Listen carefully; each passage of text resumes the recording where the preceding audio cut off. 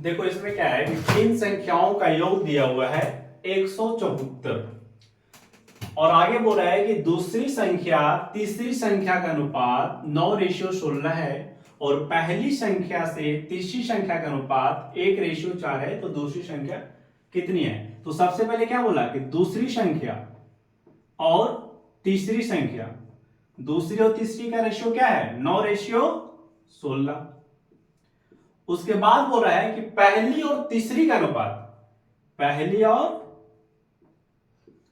तीसरी का अनुपात 1:4।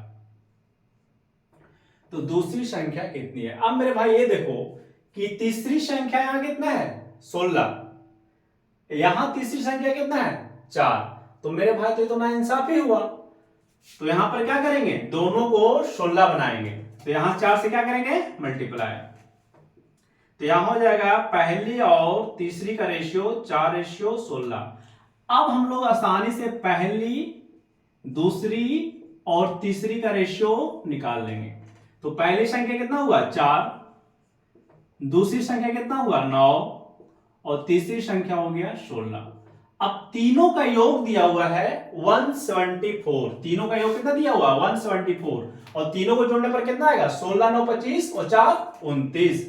यानी 29 रिप्रेजेंट कर रहा है 174 को, तो एक रिप्रेजेंट करेगा 6 को, एक रिप्रेजेंट करेगा 6 को। पूछा है क्या? दूसरी संख्या निकालना है। तो दूसरी संख्या कितना है? 9। तो 9 रिप्रेजेंट करेगा 6 नमा 54। यानी कह सकते हैं मेरे भाई कि दूसरी संख्या जो होगा 54 होगा। अगर पूछ देता सारी संख्या नहीं, पहली संख्या, दूसरी संख्या, तीसरी संख्या, तो पहली संख्या कितना हो जाता? 6 चौके 24।